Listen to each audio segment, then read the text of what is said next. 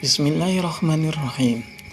Sakit gigi merupakan penyakit yang cukup merepotkan bagi penderitanya.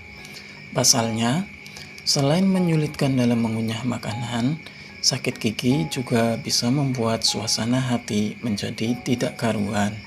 Mengenai hal ini, ada sebuah kisah menarik yang dialami oleh Nabi Musa alaihissalam ketika diuji dengan sakit gigi. Dikisahkan bahwasanya Nabi Musa alaihissalam pernah mengalami sakit gigi. Karena merasa sudah tidak kuat menahan rasa sakitnya, Nabi Musa alaihissalam menghadap kepada Allah Subhanahu wa taala dengan salat 2 rakaat. Kemudian berdoa kepada Allah Subhanahu wa taala untuk meminta petunjuk obat sakit gigi yang sedang dideritanya. Seketika Allah memerintahkan Nabi Musa untuk mengobati sakit giginya itu dengan tanaman obat. Ambillah rumput itu dan diletakkan di gigimu. Perintah Allah Subhanahu wa taala kepada Nabi Musa alaihissalam, sebagaimana dikisahkan oleh Syekh Imam Nawawi Al-Bantani dalam kitab Nurud Dolan. Setelah mendapat petunjuk dari Allah Subhanahu wa taala, Nabi Musa pun melaksanakan perintahnya. Ia memetik tanaman obat dan meletakkan di giginya yang sedang bermasalah.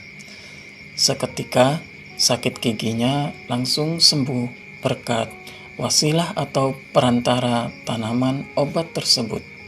Beberapa waktu kemudian, sakit Nabi Musa kambuh lagi. Jika sebelumnya Nabi Musa alaihissalam sholat 2 rakaat dan berdoa kepada Allah Subhanahu wa taala, kali ini ia langsung memetik tanaman obat dan meletakkan di giginya yang sedang sakit.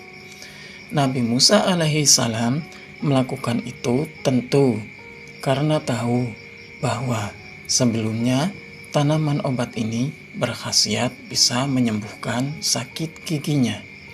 Ternyata upayanya itu tidak berhasil. Bukannya sembuh, sakit gigi Nabi Musa alaihissalam malah bertambah parah. Dalam keadaan ini, Nabi Musa alaihissalam sholat 2 rakaat dan berdoa kepada Allah Subhanahu wa taala. Ya Allah, bukankah kemarin Engkau memerintahkan dan menunjukkanku dengan tanaman obat tersebut untuk mengobati sakit gigiku? Ucap Nabi Musa alaihissalam. Allah Subhanahu wa taala kemudian berfirman, Ya Musa, Aku adalah zat yang memberi kesembuhan, zat yang memberikan kesehatan, zat yang memberikan bahaya, zat yang memberikan manfaat. Pada saat kamu sakit yang pertama, kamu sholat 2 rakaat dan berdoa kepadaku, maka aku hilangkan penyakitmu. Pada saat kamu sakit yang kedua ini, kamu tidak datang kepadaku, tapi kamu datang langsung terhadap tanaman obat itu. Dari kisah ini, setidaknya ada 2 hikmah yang bisa dipetik. Pertama, Allah Subhanahu wa taala mempunyai sifat jaiz yang bebas melakukan apapun sesuai dengan apa yang dikehendakinya.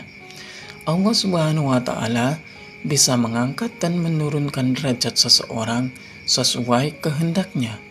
Allah Subhanahu wa taala juga bisa memberi penyakit dan kesembuhan kepada siapapun yang dikehendakinya. Kedua, Allah adalah pemilik semua yang ada di langit dan di bumi, termasuk kesehatan dan kesembuhan.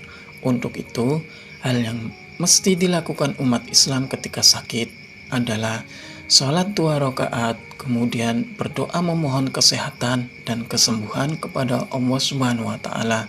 Selanjutnya, tetap melakukan ikhtiar lahir, yaitu dengan obat dan aneka pengobatan, namun tetap meyakini bahwa hal itu hanya menjadi wasilah atau perantara untuk meraih kesehatan dan kesembuhan.